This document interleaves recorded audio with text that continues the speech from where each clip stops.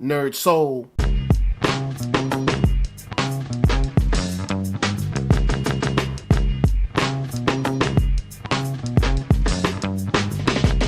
Late LK at OneYoungsta, hold it down, bring me that StreetGEEK and NERDSoul. And what is up, my people? We are here at Capitol Ale House, special edition this week of a movie review.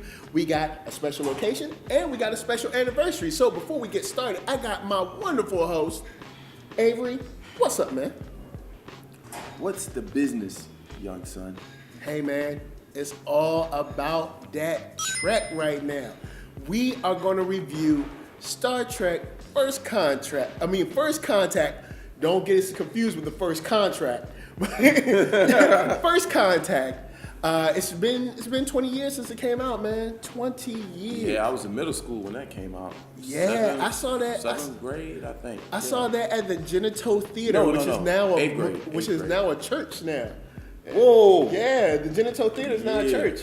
So yeah, man, it's been a long time. But we are here to talk about just the greatness, run down some of the plot points, some of just the cool things about this movie. Since Avery is my Trek man, like this dude knows Trek inside and out. Lead us off with the discussion. What is the best part about Star Trek First Contact? The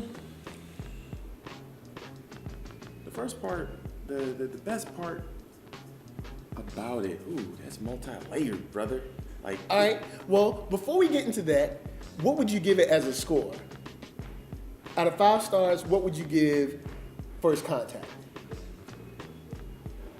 I mean, it can't not to be perfect, but damn near close to a 5 out of 5. All right, word. A high 4, a very high 4. Yeah, I can't remember exactly, but I remember younger liking it. And if I was young and liked it, because pretty much I thought Star Trek was boring. But I remember seeing this movie and being like, yo, they should be doing this on TV. Well, that's before I knew about TV budgets and movie budgets. But I remember seeing this movie and being blown away. So you're not the first person to say that. I have people that are more general, the regular everyday person. They're not like Trekkies. Yeah. And I've had a few people say, well, I remember that movie First Contact, and I thought that was dope. Yeah. I've had several people say that. First Contact is a dope That movie. was like that gateway movie, the gateway Trek movie that everyone loves. Yeah, for First Contact, I'm going to go in and give it 5 out of 5 stars. Even though I haven't seen it recently, I know if at that age I liked it, then I know it was good, because that was the age I was 13, 14, so that's the age where I just wanted action movies. Yeah. Like, if it wasn't Jean-Claude Van Damme or Arnold Schwarzenegger or or Stallone, I didn't really care. So what about Steven Seagal?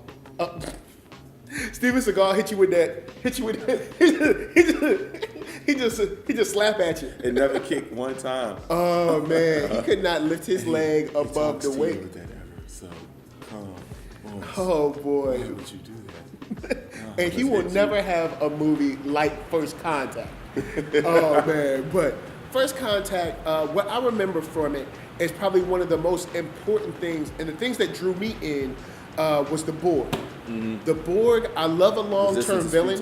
Yes. We will add your biological and technological distinctiveness into our own. Yo, it was like Brainiac for me. Mm-hmm. And it was just, I love a long-term villain and I love a scary villain. And they were like, the Borg, it seemed like you couldn't get away from them.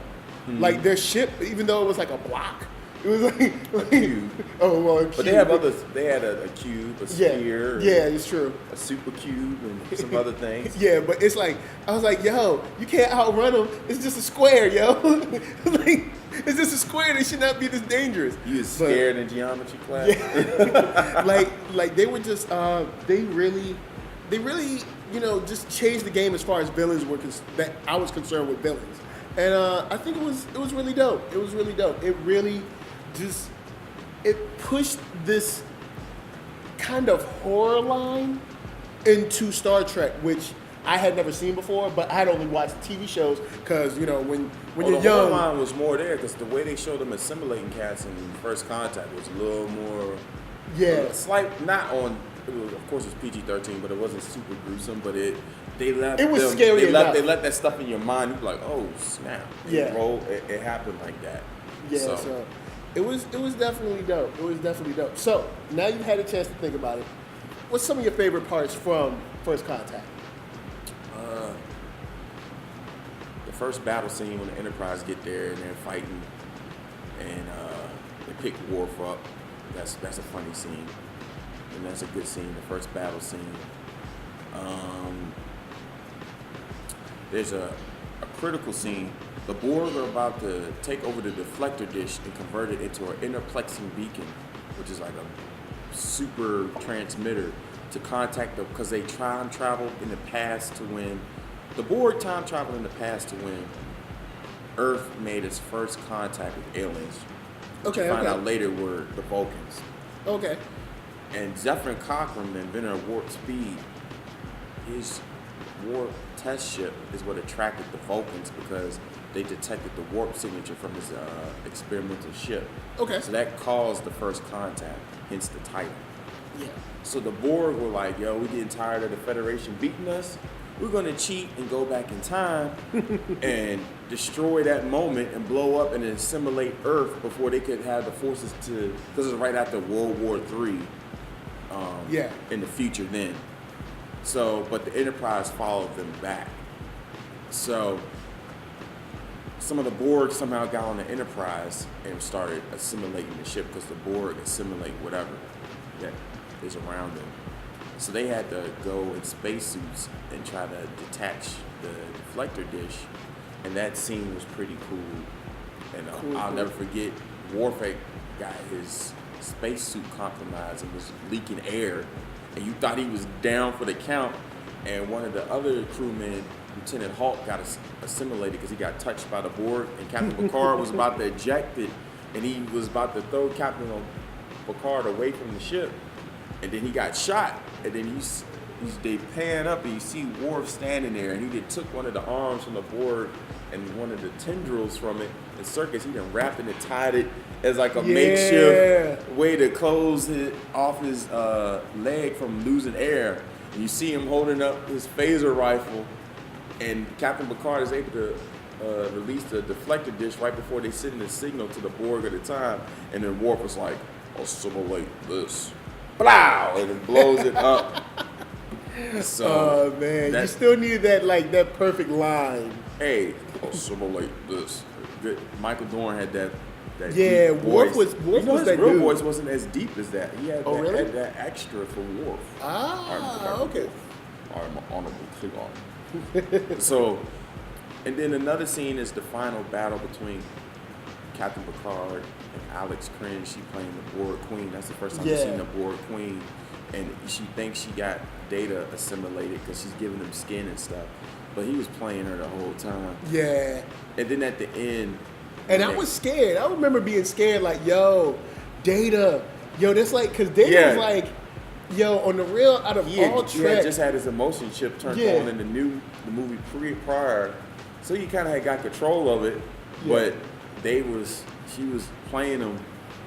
And Data got some booty in that movie. Yeah, since he got some from Tasha Yar and the Naked Now at the beginning of the first season, because he did say it's been 7 years and he named off the exact days.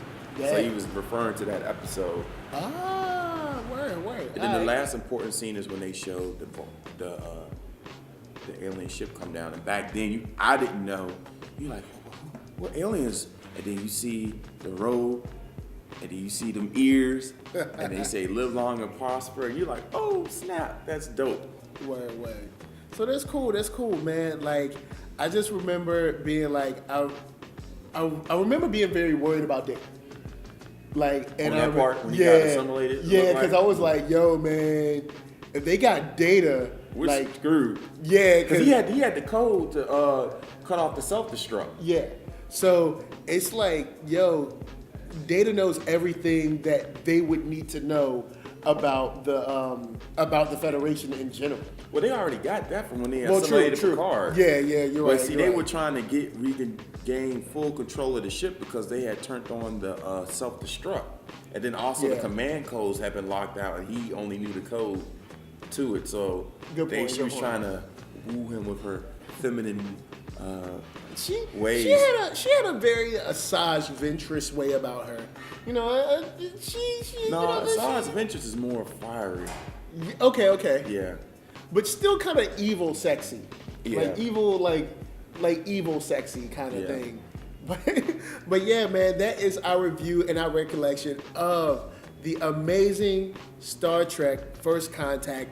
If you haven't seen it and you're a Trek fan of any sort, even kind of tangentially, I think you should check out that movie, at least in my opinion, over probably all else. Wrath of Khan I know is classic, but it does look dated. I don't think First Contact is that stands the test of time. Yeah, I don't think it looks dated, like that. I mean, they were still using they were using some for the ships, CGI. Yeah. Then, but for everything else, like the Borg and all of that, that was all handmade. Yeah, just real practical effects. Yeah, all of that and stuff. And it's weird, but Star Trek and Star Wars actually have been connected for a long time. Ever since Star Trek II: The Wrath of Khan, the special effects have been done by ILM, and I didn't know that was made by Lucas. So, I think they did every movie except for 1, 5, and I don't know. I don't want to get misquoted, but I don't know if they did the special effects for like the JJ verse ones. Okay. They may have. Maybe so. Yeah. Because since special effects are like contracted out to so many houses, it might have been like Stereo D, Deluxe, and ILM. Well, I know because I got to know the ILM symbol because I would watch the ending credits and they would say that. But I know Star Trek 5 they didn't do it because of there was some other movie getting worked on and the writers' strike, so that's why the effects weren't as good in that movie supposedly. Cool. Well, that is our review and that is our time. Yo, check out that movie. Jump in the comments below. Talk to us about this film. I love the Borg. I think they're my favorite villain. Besides the Klingons, which aren't really villains I just think they're cool. I just think they're cool rogue aliens that do their own thing.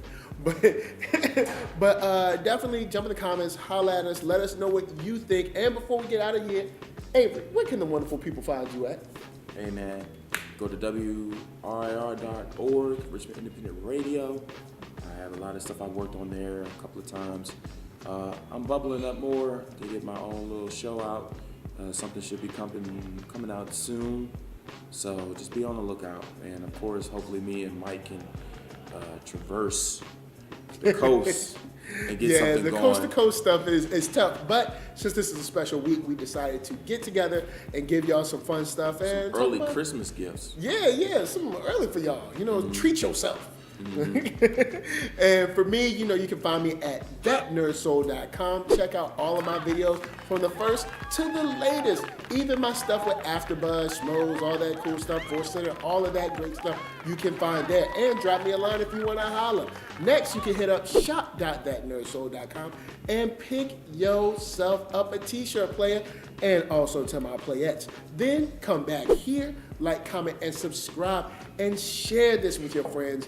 Get the word out. That is the only way that I can tell people and show people that you like what you're seeing. And of course, before we bounce, I gotta say LA, what up? VA, what up? And RVA, you got my heart. And a special shout out to Capital Ale House here in downtown Richmond. Such a wonderful place. Had so much fun, so much great food. So this is us to you saying peace.